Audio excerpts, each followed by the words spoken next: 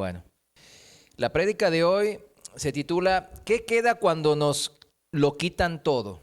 O sea, ¿qué nos queda cuando todo nos es quitado? Es una pregunta, ¿verdad? Muy profunda, ¿verdad? Muy profunda. Si usted pierde todo, todo le es quitado, ¿qué le queda? Esa es una pregunta importantísima.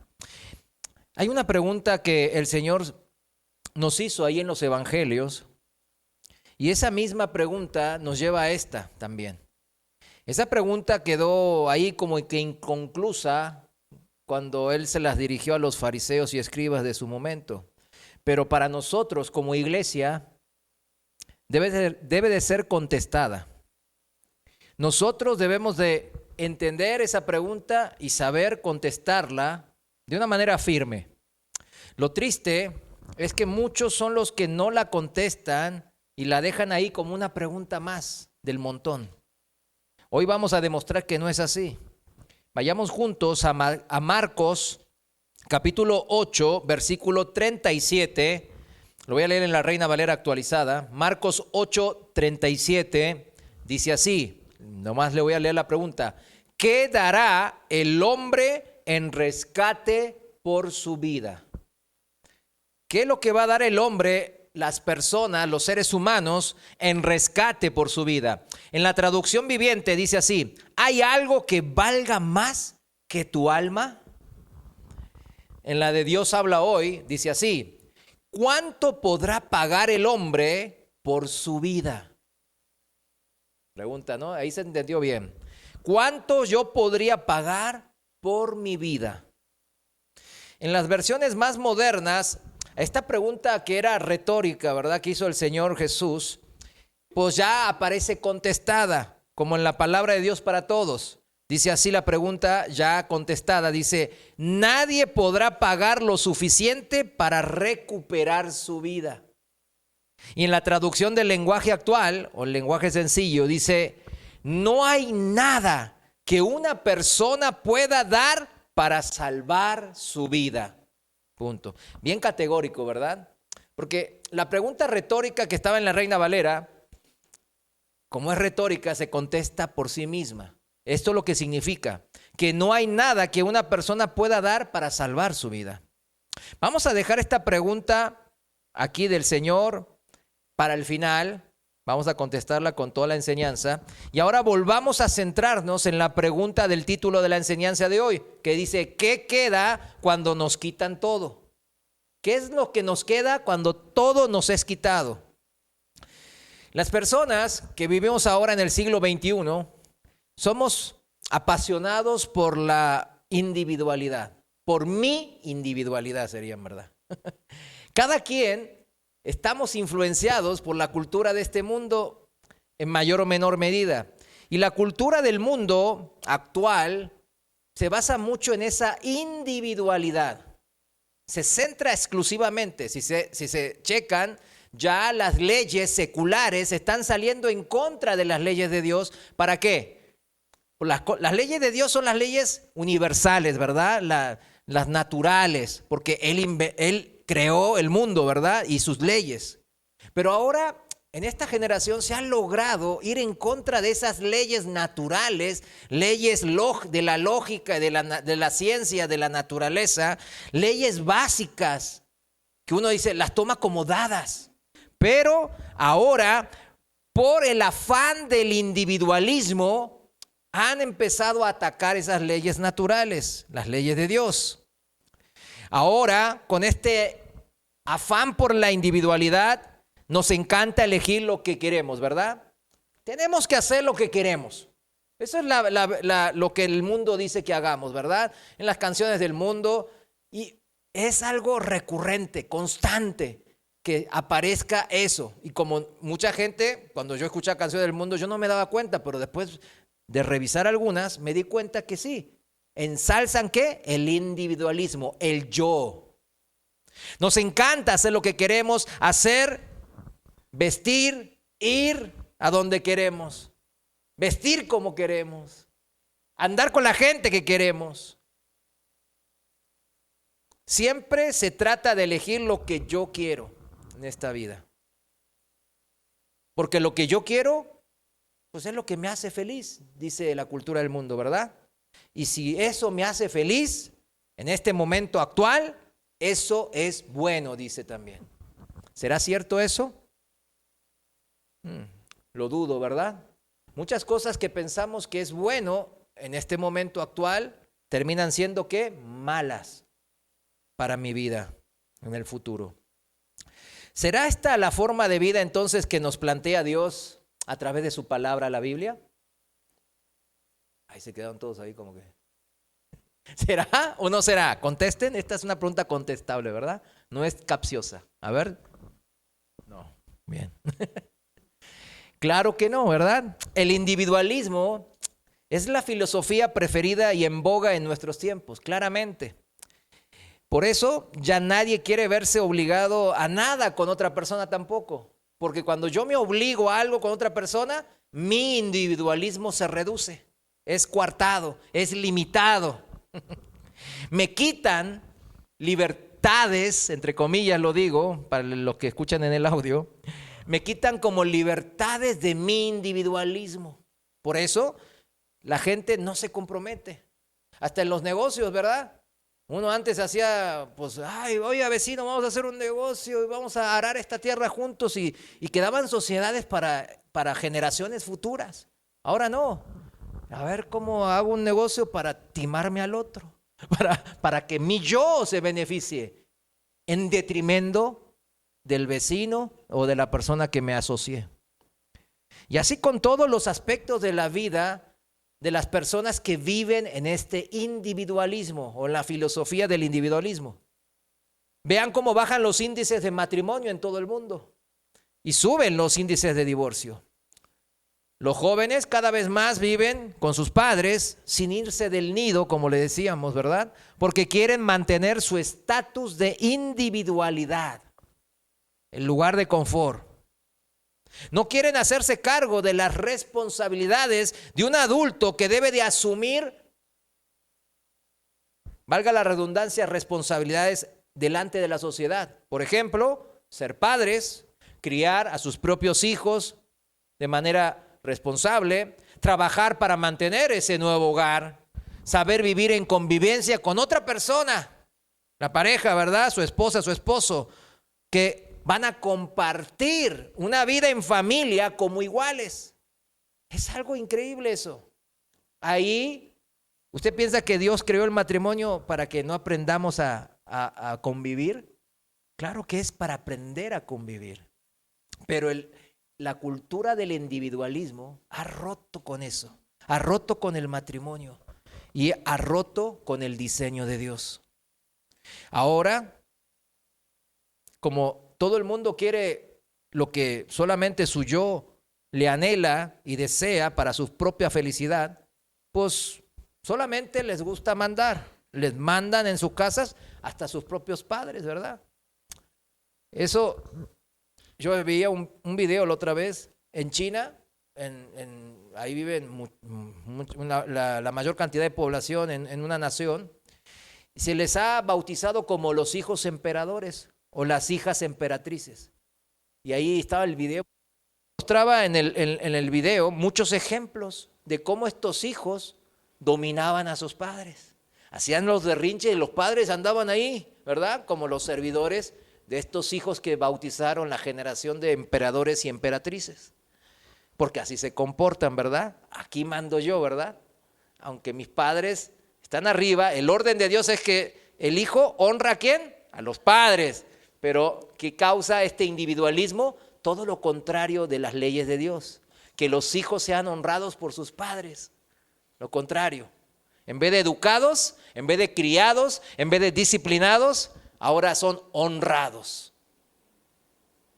Y cuando un ser humano no tiene todavía la madurez mental, ¿verdad?, que debe tener un adulto, y es siempre honrada por sus padres, esa persona no puede crecer de manera bien, jamás. Los jóvenes de ahora, no estoy generalizando, pero no estoy diciendo que todos, ¿no? Porque aquí hay algunos jóvenes, ¿verdad? Ya no me miran con mala cara, pues no. No, tranquilos, cálmense. Muchos jóvenes, ustedes los pueden ver con sus amigos, ¿verdad? En la escuela o en el trabajo o ahí en la colonia, ¿ver? Muchos de ellos, chequen, a ver si miento, dicen, si me caso, pierdo libertad, ¿sí o no? Mi individualidad está en peligro si yo me casara. Y hay un montón de memes, ¿sí o no? Videos memes, esos shorts que hacen, ¿no? Del típico del hombre, ¿no? Que ahora está la esposa que lo subyuga, ¿no? Y no puede salir con sus amigotes a emborracharse, no puede hacer nada. ¿Por qué? Porque está casado el pobrecito. Entonces, esos memes rondan por todos lados, son pues lo típico que en el mundo, ¿verdad? Asumen. Pero cuando una persona asume la responsabilidad de casarse, primero debe de entender que pierde, ¿qué cosa pierde, entre comillas pierde, en el proceso? ¿O qué beneficio o privilegio se pierde para poder yo ahora sí asumir que me voy a casar? Fíjese, vamos a hacer un ejemplo con el matrimonio, que es importante. Matrimonio, pues entonces vamos a hacer la lista. Ya no tengo el beneficio de ¿qué? No tengo el beneficio de no trabajar para mantenerme. Antes cuando vivías con mis padres, pues ahí estaba la comida, ¿verdad? O todavía hay jóvenes que piensan que la comida, pum, cayó del árbol. El dinero creció en el árbol y maduró como una fruta. Y ya el papá o la mamá lo agarró. Véngase para aquí, me voy a la tienda. ¿Verdad que no? Trabajan los padres, ¿verdad? Y los hijos disfrutan bajo esa cobertura de protección. Ahora, cuando yo me caso, pierdo ese beneficio, entre comillas, lo pierdo, no entre comillas, lo pierdo. Ahora yo tengo que salir a trabajar, ¿verdad? Pierdo también, ¿qué beneficio cuando me caso? De hacer lo que quiero sin grandes consecuencias. Puedo estar en la fiesta, jugar videojuegos, despertarme tarde. Pues sí, siempre va a haber un techo sobre mi cabeza, una cama limpia para dormir todas las noches, comida gratis todos los días, ¿verdad? Como si fuese, ¿verdad? Y hasta me quejo, ¿verdad? No me gusta la comida y no me dicen nada. Hasta en un restaurante me dirían, ya váyase a otro restaurante entonces. Pero la madre, no, ay, mijito, ¿qué quieres? A ver, te cambio. La tortilla estaba muy dura y se las tomó el dientecillo. ¿Qué otro beneficio pierdo cuando me caso? Cuando voy a un matrimonio. Pues ¿qué? Pues tener dinero y hacer lo que quiera con él, ¿verdad? O al revés, de no tener dinero y que no pase nada, ¿verdad? Los jóvenes que dicen, bueno, no tengo dinero y no anda preocupado de, ay, mañana voy a comer. Pues no tengo nada en la bolsa, ¿qué voy a hacer? ¿Verdad que no? ¿O acaso se han preocupado alguna vez? No, pues no hay. Bueno, yo sé que algunos jóvenes trabajan desde antes. Yo trabajé de los 15, pues, pero no me preocupaba. Nomás quería ese dinero para la fiesta, ¿verdad? Estaba en el mundo, ¿verdad? Pero el punto es que cuando yo me voy a casar, entonces ya pierdo ese beneficio. Si no tengo dinero, el que se casa, ¿qué empieza? ¿Qué van a comer mis hijos? Y mi esposa, híjole, no. Tengo que trabajar de lo que sea para que de perdido que mi esposa y mis hijos tengan ese sustento, tengan ese techo, tengan esa cama. Ahora en el mundo también podemos agregar esto. Cuando uno se casa en el mundo, piensa de decir, bueno, pierdo el beneficio de tener sexo con cualquiera. En el mundo es así, ¿verdad? Así lo ve la gente del mundo. Y algunos cristianos también, ¿verdad? Dicen, no, pues ya perdí ese beneficio. Si me caso, no, voy a tener a la vieja bruja, ¿verdad? Vigilándome. Y ahí van a estar. Ya no voy a poder hacer lo que quiera. Así están. Esas son las cosas que se habla, ¿verdad? En la gente del mundo. Cuando una persona se casa, toma la decisión porque todo lo que él piensa que, entre comillas, pierde, o sea, es compensado con creces con los beneficios de estar casado. Así a grandes rasgos, si no son seguramente la totalidad quizás de los beneficios que les voy a mencionar, a grandes rasgos, esos beneficios que pensamos cuando entramos en el matrimonio, en general es saber que voy a formar una familia con la persona que amo, ¿verdad que sí, casados? Voy a formar una familia con la chica que amo, con el muchacho que amo. Otro beneficio es tener un compañero de vida. Ya no estoy solo. ¿Qué dice la Biblia? Es mejor dos, ¿verdad? Que uno, ¿verdad? Y ya no estoy solo.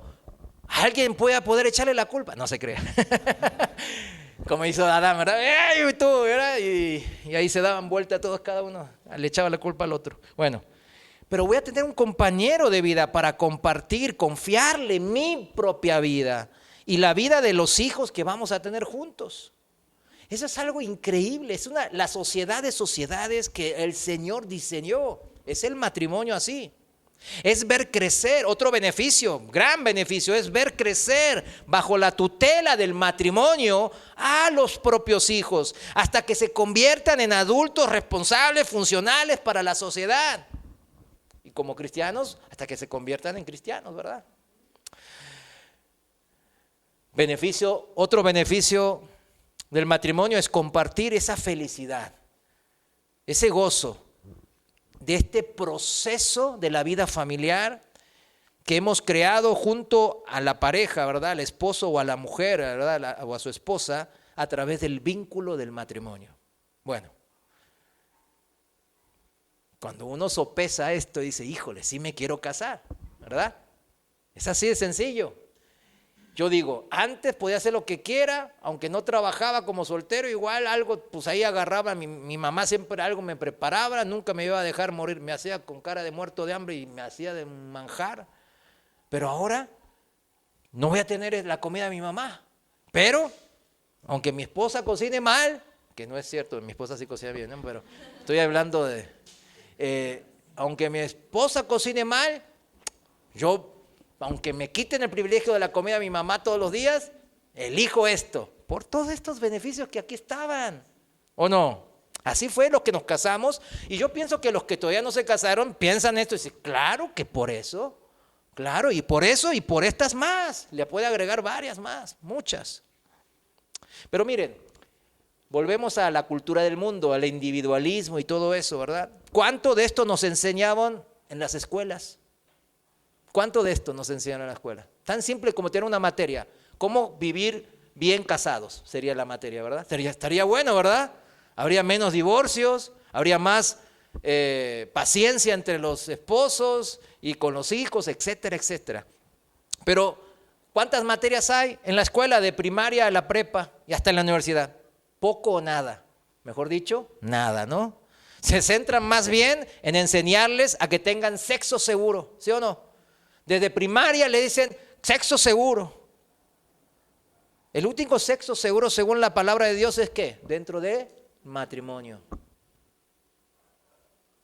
Las escuelas de hoy día, basadas en esta cultura del individualismo, enseñan también que hay muchos géneros. Hoy, tú te sientes feliz como mujer, pero yo soy hombre, nací biológicamente hombre. No. Pero te hace sentir feliz ponerte una falda, ¿verdad? Y pintarte los labios. Entonces tú eres una mujer. Y les enseñan que hay muchos géneros, ya no los llaman sexos, ¿no? Géneros. Y que según sus sentimientos pueden ser lo que quieran. ¿Sabes? Si yo predico esto en Europa, en Casa de Oración Londres o en España, ya me agarran, ¿eh? Ya ni puedo decir esto. Para los que dicen, no, falta mucho para el fin del mundo. Ya cada quien, ¿verdad? Esto nunca ha pasado en la modernidad, ¿verdad? Es la primera vez. Pero fíjese, los sexos que dice la Biblia son dos. ¿Cuántos son? Dos, masculino y femenino. Y desde el nacimiento se sabe perfectamente y a ciencia cierta, biológicamente, si una persona es hombre o mujer. Y eso también está escrito en la Biblia, ¿verdad que sí? También. Las escuelas de ahora tampoco no nos enseñan ni siquiera de las finanzas o de la economía, ¿verdad que no? Cuando yo, pues en los años, fines de los 80s, a mí sí tuve una materia que llamaba economía. Y por eso yo me enamoré de economía y por eso yo pues estudié esa carrera, ¿verdad? Pero fíjese, la quitaron después. ¿Cómo van a quitar? A ver, ¿qué es lo que más batallan las familias en el mundo? ¿Con qué? Con el dinero. Se endeudan y después dicen, ay, no sabía que endeudarme, yo tenía que pagar Y yo, pues sí. Y encima, ¿por qué tengo que pagar tanto? Por los intereses se llama, porque nadie te va a prestar de a gratis.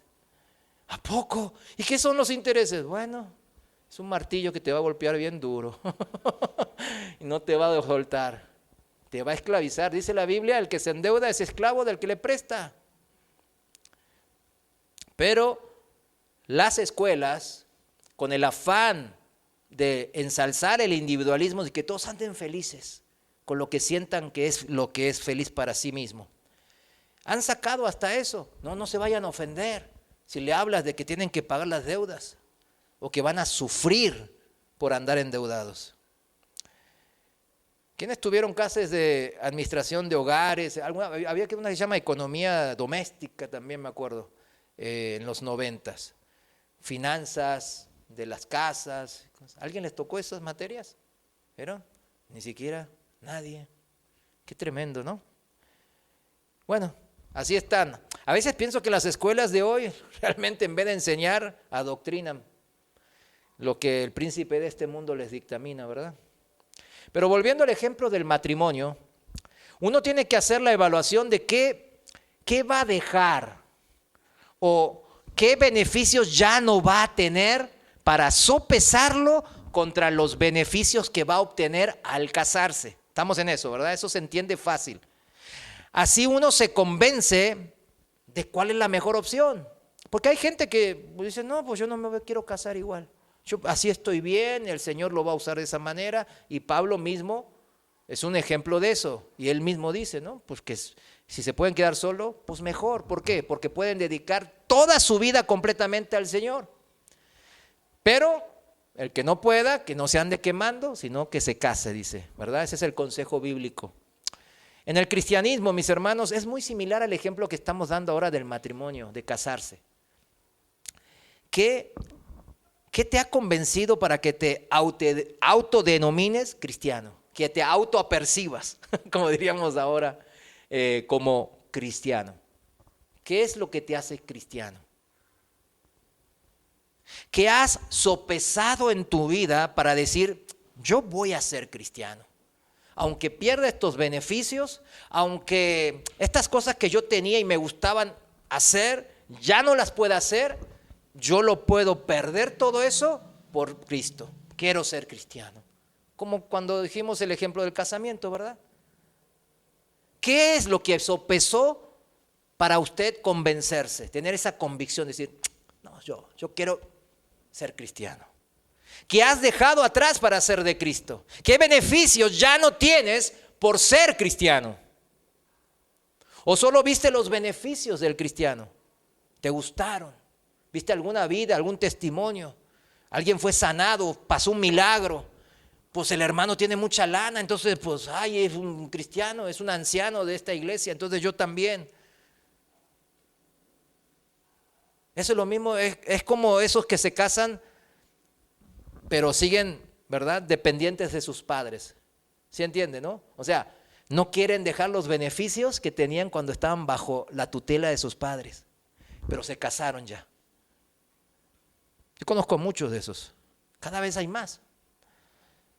Al menor problema con su esposa o esposo, ¿qué hacen esa gente? Se van corriendo a la casa de sus papis. Papá, mi esposa dice que no sé qué, que gana una miseria y por eso no sé qué. O la esposa, ¿no? Ay, mi marido dice que cocino bien mal, que no sé hacer ninguna que hacer el trabajo como su madre. Hasta reciben domingos, ¿verdad? Como cuando recibían de niños. Algunos que se casaron, y los exigen a sus padres. Estoy hablando en serio, no estoy hablando como exagerado. Hasta ahí ha llegado, mis hermanos, Si para toda elección de vida hay cosas que debemos de dejar atrás, eso ya lo entendimos, ¿no? Cerrar una etapa de vida para comenzar la siguiente, significa. Perder los beneficios que traíamos para comenzar a recibir los nuevos beneficios de esa nueva vida que estoy eligiendo tomar. Entonces, ¿por qué? Si para todas las decisiones sencillas de la vida y hasta importantes como el matrimonio, así debe de ser, ¿por qué pensamos que en la vida cristiana no hay nada que dejar atrás? Vamos ahora hacia la palabra en 2 Corintios 5, versículo 16. Voy a leerlo en la Dios habla hoy. Es un pasaje conocido, yo lo sé, pero vamos a leerlo juntos. Los pasajes conocidos son conocidos porque son importantes, mis hermanos. 2 Corintios 5, 16, Dios habla hoy, dice así, el apóstol Pablo dice, por eso nosotros ya no pensamos de nadie según los criterios de este mundo. Llámese individualismo, llámese las filosofías que este mundo nos plantea. Y aunque antes pensábamos de Cristo según tales criterios, ¿verdad? No, Cristo ese nomás me va a bendecir. Aunque yo siga en mis pecados, ahí me encante pecar y siga fornicando y siga maldiciendo y siga robando y siga mintiendo, Cristo me va a bendecir porque Él es bueno y Él es amor. Y yo aprendí que el amor me tiene que aprobar todas las miserias y buenas o malas cosas que yo hago, sí o sí. Pero ya aquí dice aquí el apóstol Pablo, ya no pensábamos de Cristo como teníamos antes, los criterios de antes. Dice, ahora ya no pensamos así de Él. Hay un cambio. Cristo no solo es un profeta, dice la palabra, ¿verdad? Dice que es el profeta como Moisés. Vayamos ahí, haga una marquita en 2 Corintios 5 ahí y vayamos juntos a Deuteronomio 18:15. Que es el pasaje que avala eso. Deuteronomio 18:15, voy a leerlo en Dios habla hoy, y dice así, el Señor su Dios hará que salga de entre ustedes un profeta como yo, dice Moisés, está hablando Moisés, y deberán de obedecerlo. Esto es en realidad lo que ustedes pidieron al Señor su Dios en el monte Joreb de Sinaí. El día en que todos se reunieron allí dijeron, no queremos oír otra vez la voz del Señor nuestro Dios, ni ver este gran fuego para no morir. Entonces el Señor me dijo, está bien lo que han dicho. Yo haré que salga de entre ellos un profeta como tú, uno que sea compatriota de ellos y que les diga lo que yo le ordene decir y les repita lo que yo le mande. A todo aquel que no haga caso de lo que ese profeta diga en mi nombre, yo le pediré cuentas. Amén. Tremendo, ¿verdad? O sea, no es ningún profeta más el Señor. El Señor es Dios mismo hecho carne. Y alguien que si no hacemos caso a lo que Él dijo, pues vamos a dar cuentas directamente, ahora sí, individualmente, uno a uno frente al Señor. Volvamos ahora a 2 Corintios capítulo 5, versículo 16. Dijimos que el mundo dice que Cristo es un gran profeta. El mundo todavía dice que es un gran profeta, un hombre bueno. Y sí lo fue, claro, pero no uno más, sino el único que bajó del cielo, ¿para qué? Mostrarnos al Padre. Cristo es Señor de nuestras vidas. A ver, ¿qué otro que conoce que es Señor verdadero de nuestras vidas? Aquí en el mundo muchos se quieren enseñorear, dice la palabra, de nuestras vidas. Los dictadores, ¿vio? Los políticos, la gente, los empresarios ricos quizás, ¿no? Se quieren enseñorear de los empleados. Pero la palabra dice que solo hay un Señor y ese es Cristo. Hay un dueño de nuestras vidas. ¿Lo admitamos o no lo admitamos? Eso no cambia el factor, el orden de los factores. Él es el creador y por ello Él es el dueño de todo. Igualmente Él, así como Señor, como dueño de todo y de mi propia vida, igualmente Él vino, se rebajó y se hizo criatura, se hizo hombre para pagar por nuestras almas en aquella cruz. Por eso Cristo es el único Señor que te sirve, que me sirve. Imagínense, Señor que me sirve. Yo eso a veces, eso fue lo que a mí más hondo me caló cuando empezaba a leer hace mucho el Evangelio de San Juan. El Señor que me sirve, el Señor que se humilla para mi beneficio. Eso en el mundo no hay, ¿verdad? Los que agarran dinero, poder, fama, riqueza, lo que sea, pues ¿qué hacen? Pues se enseñorean de los otros, se paran el cuello, ¿verdad? Y piden honra para su vida. Cristo no es así. Cristo es el Señor que te sirve. Cristo también es nuestro Salvador, tu Salvador personal. Así que, si te arrepientes de pecado y crees en que lo hizo por ti, la cruz, el venir, el hablar la palabra de Dios, el mostrarnos al Padre, el resucitar, el Evangelio, lo hizo por ti, por mí. Por eso es mi Salvador personal. Si hay arrepentimiento genuino de pecados. Y esto es importante entenderlo. Yo sé que algunos aquí lo entendemos, pero hay gente que, aunque lo haya escuchado muchas veces, no lo entiende. Tiene que haber arrepentimiento genuino de sus pecados. Decir, este pecado que a mí me gusta, quizás todavía me gusta, es el que yo tengo que perder, de dejar lo que yo considero que es un beneficio, para ahora sí aceptar a Cristo y con Él todas las cosas. La antigua manera de vivir practicando el pecado ya no debe de existir en mí. Tropezar, sí, ya lo hemos dicho, tropezamos todos, sino que seríamos perfectos, ¿verdad? Pero no podemos seguir practicándolo, hacerlo constantemente, de una manera adrede en mi cabeza, maquilando el pecado, uno día tras otro. Eso no. Versículo 17, ahí en 2 Corintios 5, 17.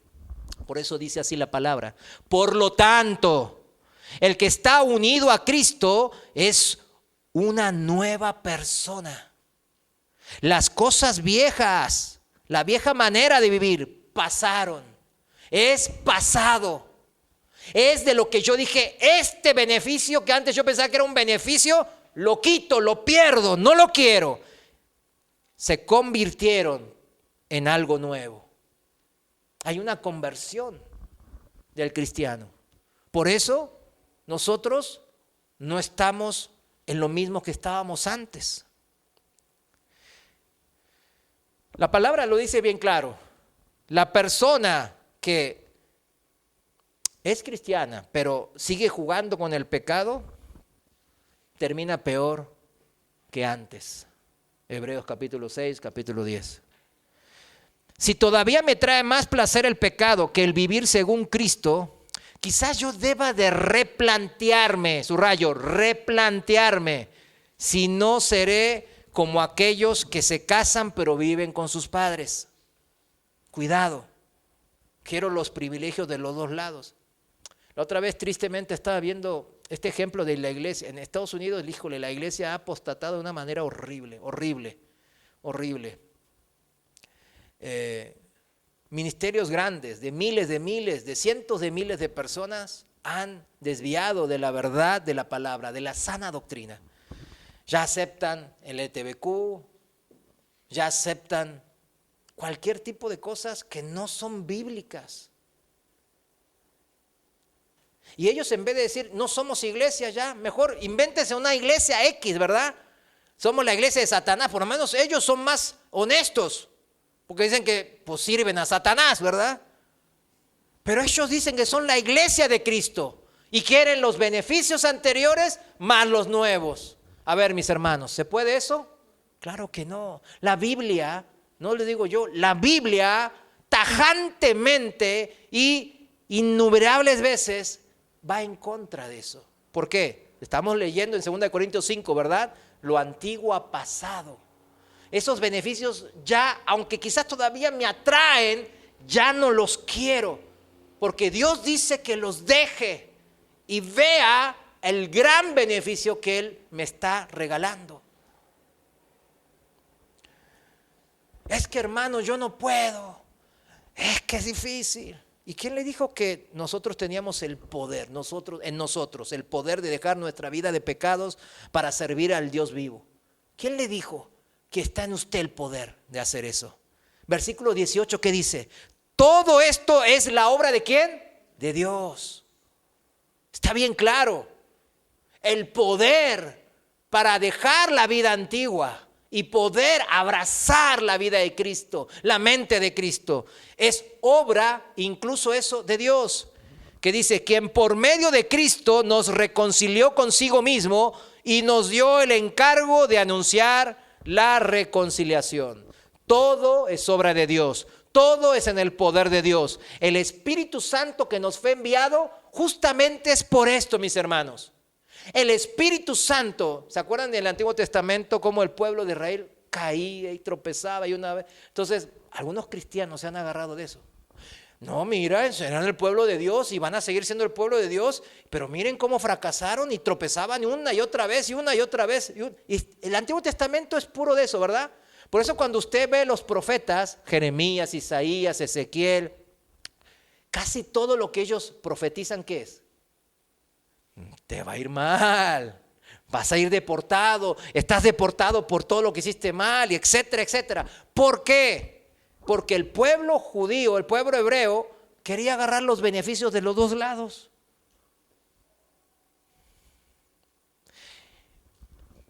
Y la iglesia se ha aferrado. Dice, no, nosotros somos como ellos, así que también nos va a perdonar. No.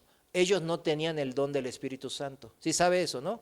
Ellos no lo tenían. Solamente el rey, los reyes bíblicos, ¿verdad? Los reyes que eran obedientes como David, los sacerdotes, ¿verdad? El sumo sacerdote, estaban ungidos por el Espíritu Santo. Los profetas, así aparece. No todos, obviamente, pero no era de todo el pueblo. Ahora nosotros, todo el pueblo. Todos los que por fe entramos al pueblo de Dios, tenemos al Espíritu Santo, el don del Espíritu. Es algo increíble. Y este Espíritu que ahora mora en todo cristiano es el que nos guía. Y el poder empieza a surtir efecto o a manifestarse en mi vida cuando yo me dejo ser guiado por Él. Acuérdese, como es una relación de amor, todo es no obligado, sino hablado. Es una guía. Esto significa que debemos de aprender a confiar en el Señor. Esa es la vida cristiana, aprender a depender de Dios, a vivir bajo su guía, bajo su tutela y ya no bajo la guía de mi propia opinión, de la mente que es influenciada por este mundo. Y nos ha dejado trabajo el Señor. Ahí viene lo importante del cristiano, para seguir manteniendo esa fe y crecerla. Sí, mis hermanos. Si usted pensaba que era solo recitar una oración de arrepentimiento y de fe, pues está incompleto a lo menos. Hay trabajo y mucho. Como dice el Señor, la mies es grande, ¿verdad? Y los obreros son pocos, muy pocos. Hay trabajo y en abundancia para los cristianos. ¿Cuánto dicen gracias a Dios? Amén, ¿verdad? Eso es una bendición, mis hermanos. No es algo que hay que sacarle la vuelta. Oh, ya está el hermano hablando de servir y ya está hablando el hermano de hacer cosas por la iglesia. En el mundo se toma el trabajo como ¿qué? Como maldición, ¿verdad? Por eso la manera del mundo es tratar de retirarse lo antes posible, ¿verdad? Y vivir jubilado, retirado, ¿verdad? De no trabajar y vivir de vacaciones todo el tiempo. Esa es la manera del mundo. Pero la manera cristiana es trabajar hasta la muerte. Ay, ya no me gustó ser cristiano. Esto no me está gustando, dicen algunos, ¿verdad? ¿Sabe qué? Cuando uno trabaja para el Señor, el Señor se encarga de sus cosas. En serio se los digo, lo vivo a diario. Lo vivo a diario. El lunes tenía una asamblea en donde, híjole, gente que roba, estaba ahí apoderándose de todas las cosas. Y yo le dije, Señor, mira, no sé, yo te estoy sirviendo. Y yo no quiero que aquí esta gente vuelva a robar y todo el tema. Ayúdanos, Señor. No, nosotros vamos sin plan. Ellos mandaron un plan así, unas hojas, un montón de hojas, con todas unas mentiras. Y había mucha gente nueva. Y no entendía eso. Y decía, no, pues vamos con ellos. Pero, ¿qué pasó? Pues el Señor cambió los sentimientos de la gente. Nos hizo ver con gracia delante de la gente, así decimos, ¿verdad? Y bueno, gracias a Dios no pasó. Fui probado, porque yo estaba con cierto temor, ¿verdad? Pero después dije, no, Señor, perdóname por tanto, ¿por qué ando así tan agobiado, afanado? Perdóname, realmente es mi falta de fe. Yo te lo dejo a ti. Y si ganan, yo sé que es parte de tu plan para algo mejor. Así que, Señor, ahí vamos, ahí vamos. Y ahí fuimos y ganamos. Bendito Dios, ¿verdad? Porque, híjole. Pero fíjese, el trabajo el mundo lo ve como maldición, pero nosotros lo tenemos que ver como Dios lo ve. Amén.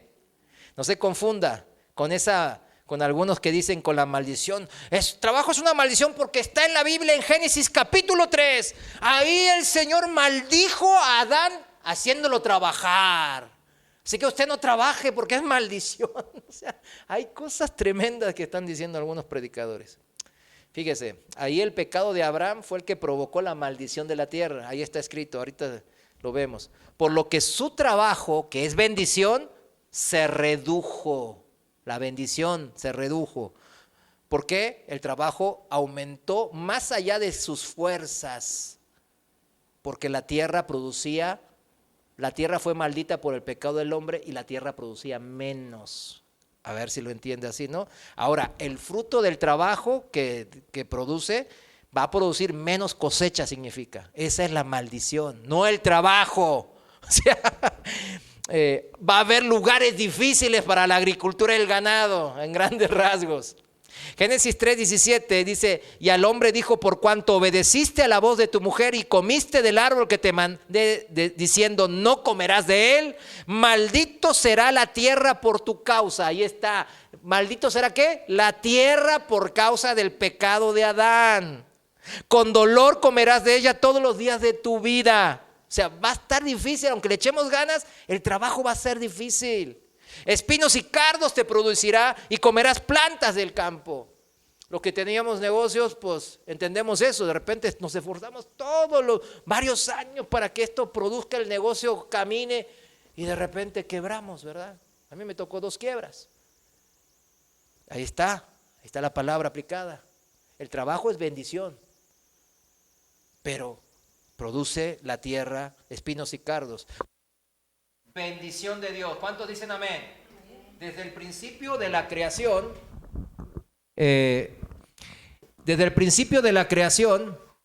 Dios estableció el trabajo como parte de su plan.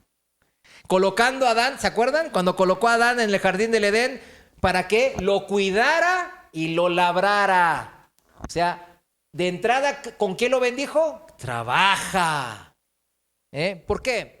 Cuando nosotros trabajamos vemos que 1 se transforma en 3, se transforma en 10, se multiplica. Podemos ver la acción de la multiplicación a través del trabajo. Por eso es una bendición, mis hermanos. Si el que no trabaja no puede ver esa bendición. Ahora, y aparte, ¿qué hizo? Le hizo poner nombres a los animales, ¿verdad? ¿Se acuerdan? Adán. Iniciando la ciencia de la onomástica, lo tuve que buscar, onomástica, que es el de poner nombres, ¿verdad? A los animales y las cosas. Dios mismo, mis hermanos, es presentado en la Biblia como un trabajador que creó el mundo trabajándolo, ¿verdad? Claro, a Dios se le hace fácil, dice, sí, pero él trabaja. Jesús dice, mi Padre siempre ha trabajado y yo también trabajo. Juan 5:17, ¿verdad?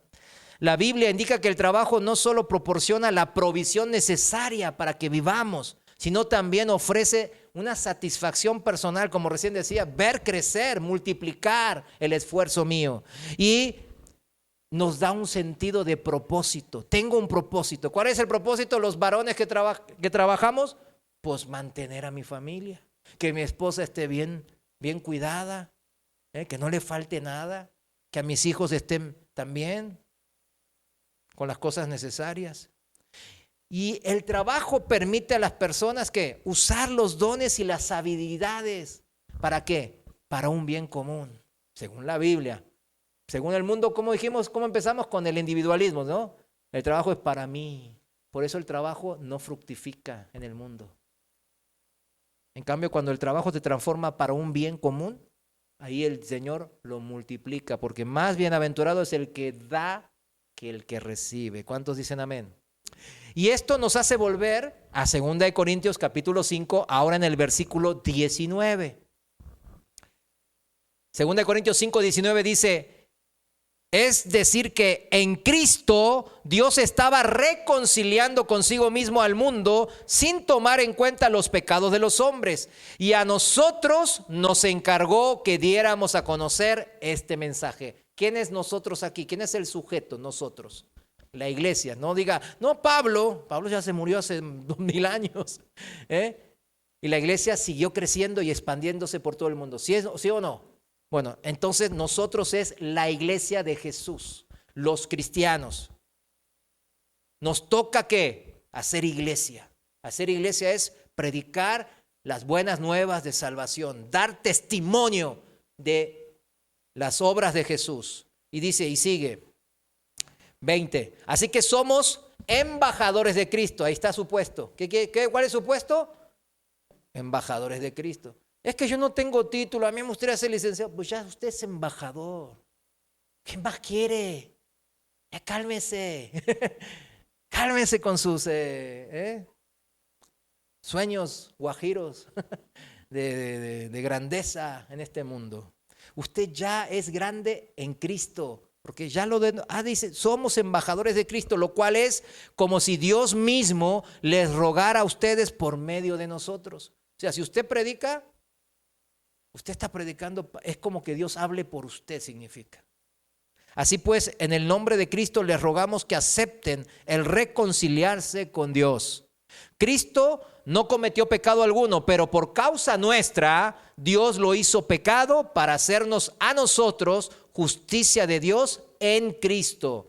Somos justicia de Dios en Cristo, en esta tierra, mis hermanos, por medio de la fe. Pero esa justicia de Dios que está en nosotros, por eso somos salvos, no debe de quedarse solamente en nosotros, nos está diciendo aquí la palabra. Si checas todo lo que leímos, debe de expandirse por medio de nosotros, de nuestro testimonio, de nuestra vida. Recibiréis poder y me seréis testigos, dice la palabra. ¿Recuerdan? Se los leo para que no. Hechos 1:8, lo voy a leer en Dios habla hoy, dice así. Pero cuando el Espíritu Santo venga sobre ustedes, ¿cuántos tienen el Espíritu Santo? A ver, amén. ¿Tienen la convicción de eso? Bueno, cuando el Espíritu Santo venga sobre ustedes, recibirán poder para no hacer nada. Recibirán poder para vivir la mejor vida ahora. Tampoco, ¿verdad? Recibirán poder para irse de vacaciones. Gloria a Dios, dice. No era eso, perdón. Recibirán poder y saldrán a dar testimonio de mí. Punto. ¿A poco es eso del cristianismo? Sí, no sé quién te vendió otra cosa. Aquí en esta iglesia no te vamos a vender otra cosa, Este es el evangelio y hay uno solo. Ahora, volvemos. Los beneficios que el Señor nos da como hijos de Él, hijos obedientes de Él, hijos que dan testimonio de Él, pues son increíbles. Les digo, esos a los jóvenes yo los incentivo, ¿verdad? A ver, como decía Malaquías, pruébenme, ¿verdad? Decía el Señor en el tema de los diezmos. Pues prueben al Señor en el buen sentido de la palabra, ¿no? Yo sé que, no, hermano, ¿cómo cree? No pruebes a Dios. Ya, cálmese, fariseo. En el sentido de que, cheque, sirva al Señor y vea las abundantes bendiciones que el Señor ofrece a sus hijos. Tenemos trabajo y mucho, mis amados hermanos, ¿sí o no? Amén. El trabajo de predicar las buenas nuevas de salvación, el evangelio, es nuestro trabajo y es nuestra bendición. Es el mayor honor poder participar en lo que Dios disponga en su santa obra. Eso es más que todo lo que este mundo me ofrece. Cuando yo tomé la decisión de ser cristiano, tengo que decir, este mundo iba por el dinero, por la fama, por el poder, por lo que sea.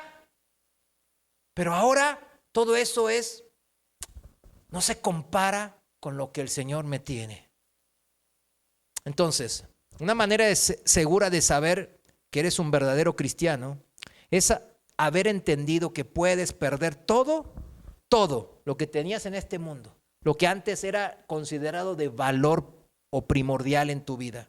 Pero puedes perder todo eso, pero igual tener la convicción de haber tomado la decisión correcta, porque Cristo ahora representa lo más preciado en tu vida, en mi vida.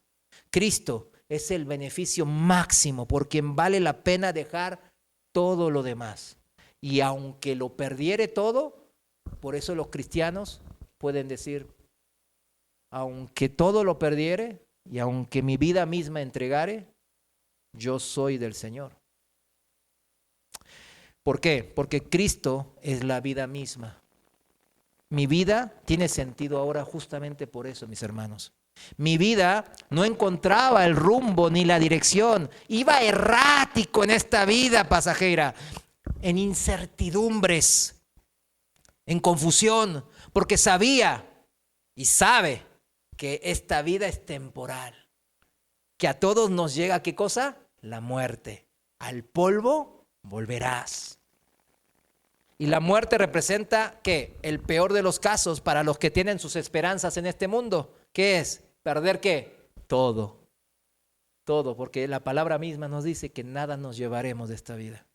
Nada. Entonces, frente a la muerte, todos tiemblan. Todos. ¿Menos quién? Los cristianos. ¿Por qué? Tenemos todo. Tenemos la vida. Tenemos a Cristo. Y como Dios dispuso eternidad en mí, ¿sabe por qué los animales no piensan en esto? Porque solamente en el ser humano le puso eternidad en su corazón, en su alma, para que entendiera esto. Eclesiastés 3:11 está eso. Dice, he puesto eternidad en el corazón de las personas. En Dios habla hoy, dice, Él en el momento preciso todo lo hizo hermoso. Puso además en la mente humana la idea de lo infinito. Me encantó cómo estos hermanos tradujeron eso. Puso en la mente humana la idea de lo infinito. Su perro, su gato, ¿tiene esa idea de lo infinito? No, no la tiene. Menos un árbol.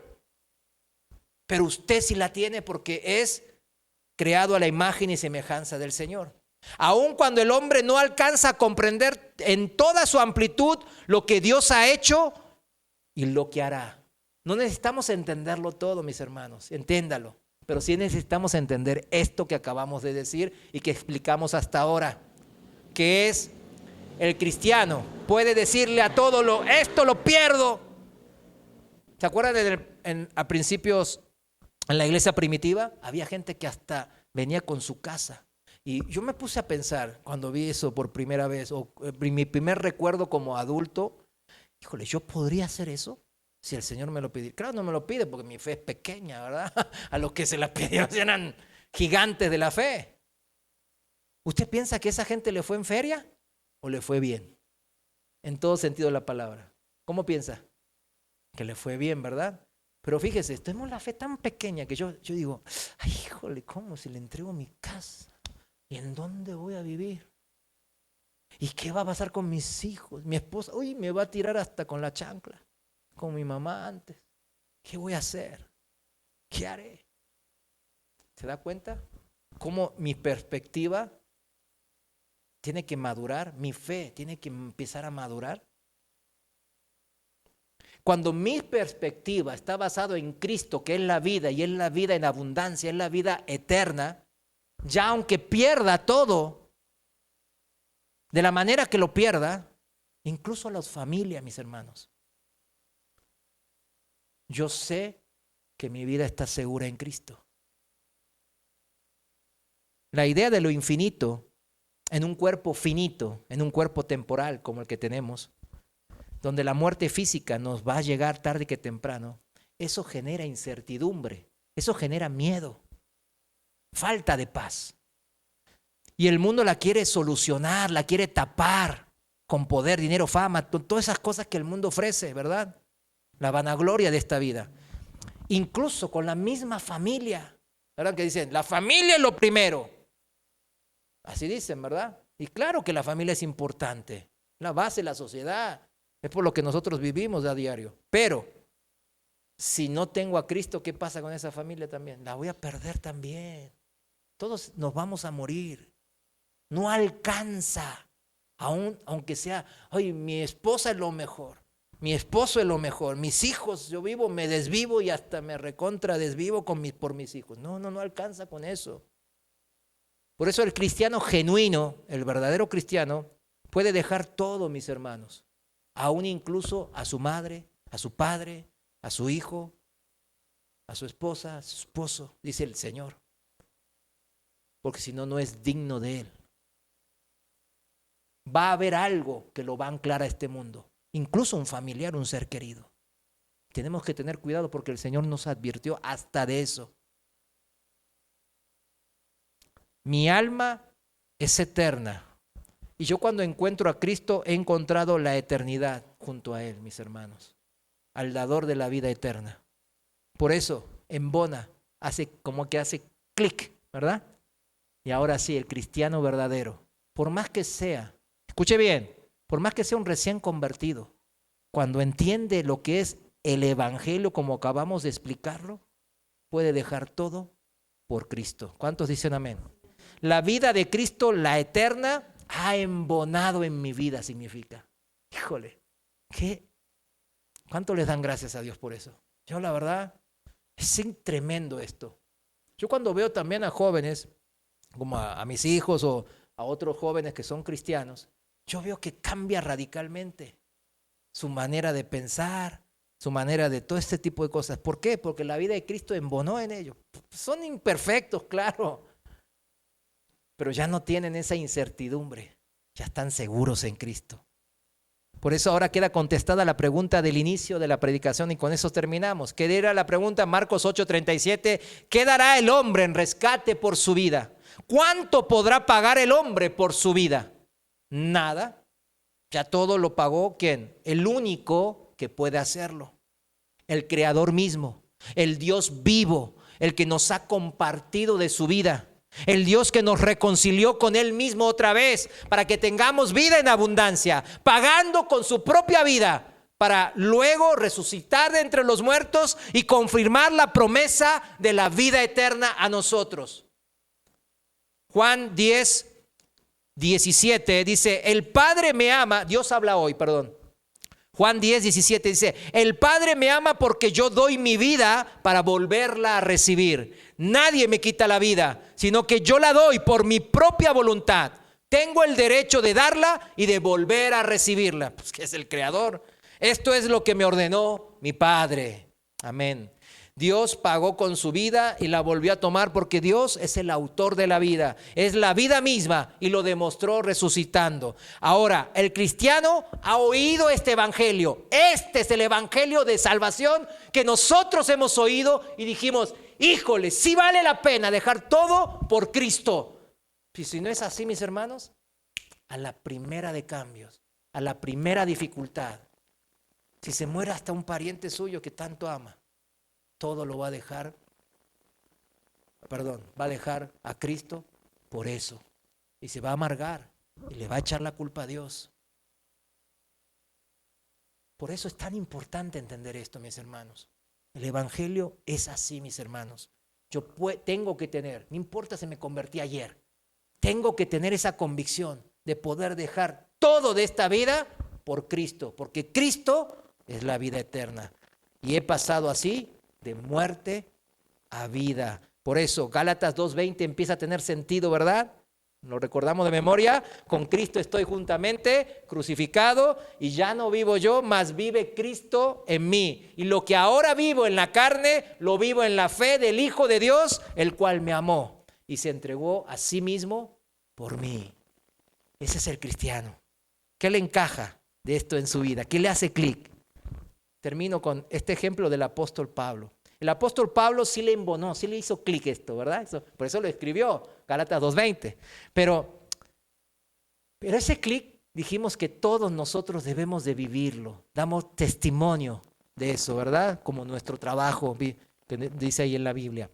Saber que si me quitan todo, yo tengo la convicción, igual así, como se acuerdan, como Job, como vimos ahí en la vida de José, ¿verdad? que perdía cosas. ¿Y por qué él se mantenía firme al Señor? ¿Por qué él no? Bueno, pues la esposa de Potifar me quiere, yo estoy joven, tengo necesidades fisiológicas, nadie se va a enterar. Ella la buena, la jefa, hasta estoy siendo obediente como empleado. ¿Por qué? Dijo, no, al Señor, mi Dios, no le agrada eso. Y prefiero ir a la cárcel, perder todo lo que me gané estos años de esfuerzo, toda mi fama de buen trabajador, de honesto. Lo voy a perder todo, me van a calumniar y voy a quedar en la nada, o peor que la nada, ¿verdad? Porque fue encarcelado. Perdió su libertad misma. ¿Por qué? Por hacer, ¿qué? Las cosas de Dios. ¿Sí se dan cuenta? Esta es la manera cristiana. Nada ni nadie que nos quiten en esta vida puede afectar nuestra fe en Cristo, mis hermanos. Y así el apóstol Pablo manifiesta este compromiso que él tenía y nos los traslada a nosotros. Y eso está inspirado aquí en 2 de Timoteo. Vayamos ahí, ese es el último pasaje. 2 de Timoteo, capítulo 1, versículo desde el 8. Y lo voy a leer en la Dios habla hoy. Y aquí yo creo que usted se ponga en el lugar de Pablo escribiendo esto, por favor. 1 Timoteo 1, 8, Dios habla hoy, dice, no te avergüences, pues, de dar testimonio a favor de nuestro Señor. Ni tampoco te avergüences de mí, de Pablo, preso por causa suya. Antes bien, con las fuerzas que Dios te da, acepta tu parte en los sufrimientos que vienen por causa del Evangelio. Wow. Que aceptes que te pueden quitar dinero, te pueden quitar una posición de poder o de confort, de tranquilidad, a ti y a tu familia. Que lo aceptes. Versículo 9. Dios nos salvó y nos ha llamado a formar un pueblo santo. Eso es hacer iglesia. No es convivencia nomás. Es armarnos como si fuese, ¿verdad?, un solo cuerpo para nuestro trabajo espiritual, que es predicar la palabra. Dios nos salvó para eso y nos ha llamado a formar un pueblo santo, no por lo que nosotros hayamos hecho, sino porque ese fue su propósito y por la bondad que ha tenido con nosotros desde la eternidad por Cristo Jesús. Versículo 10, esa bondad se ha mostrado gloriosamente ahora en Cristo Jesús, nuestro Salvador, que destruyó el poder de la muerte. Acuérdense, cuando resucitó, y que por el Evangelio, ahí está, el que nosotros creímos, sacó a la luz la vida inmortal. A eso nosotros decimos, esa vida inmortal es Cristo y yo me aferro a Cristo y por eso soy cristiano y por eso todo lo que pueda perder esta vida me vale cacahuate. Esa es la eternidad que en mi corazón, en mi alma, que Dios puso, ¿verdad?, como leíamos en Eclesiastés 11, ya fue resuelta. Ya no hay confusión, ya no hay miedos, hay certeza, hay seguridad, hay confianza, hay convicción. Y esa es la eternidad que Cristo me resolvió a mí, a usted también, si es cristiano. Juan 11:25 le dijo Jesús, yo soy la resurrección y la vida. El que cree en mí, aunque esté muerto, vivirá. Cuánta paz nos da, cuánta seguridad. Y todo aquel que vive y cree en mí no morirá eternamente. ¿Crees esto? Amén. Regresando ya para terminar el capítulo de 2 Timoteo 1, en el versículo 11. 2 Timoteo 1, regresamos ahí, versículo 11. Dios me ha encargado de anunciar este mensaje y me ha enviado como apóstol y maestro, dice Pablo. Versículo 12, precisamente por eso sufro todas estas cosas. ¿Vieron cómo lo sabía Pablo? No, él no se decía, ay, ¿por qué estoy sufriendo si yo soy gran apóstol y maestro? Yo abrí muchas iglesias, ¿por qué la estoy sufriendo? ¿Por qué estoy encadenado en esta cárcel? No, precisamente por eso estoy sufriendo. Pero no me avergüenzo de ello, porque yo sé en quién he puesto mi confianza. Ahí está. ¿En quién puso su confianza? En el Dios eterno, en la vida misma. Así que, ¿qué importa? Que por unos años, por unas décadas, por esta vida temporal me sacudan y me hagan sufrir. Y estoy seguro de que Él, Dios, tiene poder para guardar hasta aquel día lo que me ha encomendado. el apóstol Pablo había entendido. ¿Dónde estaba el poder de preservar la carrera cristiana? En el Señor, en la guía que el Señor me iba a dar a través de su Santo Espíritu que mora en mí. Y a pesar de él perderlo todo, porque era una persona que tenía gran prestigio y poder, era fariseo, miembro de Sanedrín, era joven, tenía abolengo, había estudiado bajo las órdenes del mejor maestro de su época, Gamaliel, etcétera, etcétera, etcétera, ¿verdad? Si digamos, decimos ahora, el prospecto de varón para casarse número 1, ¿verdad? Pablo. Pero todo eso lo tomó como nada por servir a Cristo.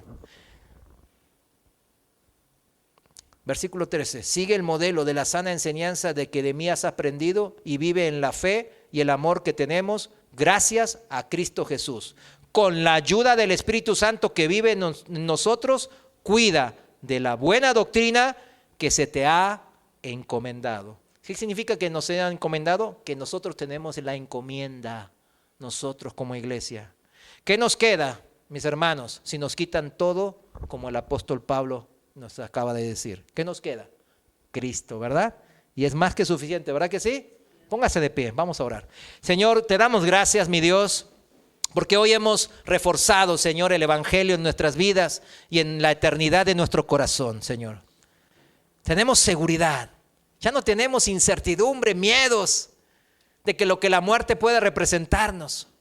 Mas sin embargo, al contrario, sabemos que toda muerte va a llegar a todos los hombres porque es la paga del pecado. Pero ahora en ti, Señor, sabemos que aunque muramos, viviremos por siempre. Porque tú eres la vida misma, Señor, y tú moras en nosotros. Gracias, Señor, por esto. Ayúdanos a tomar esta encomienda, Señor, encomienda santa, porque tú nos las has dado de una manera honorable, de una manera responsable.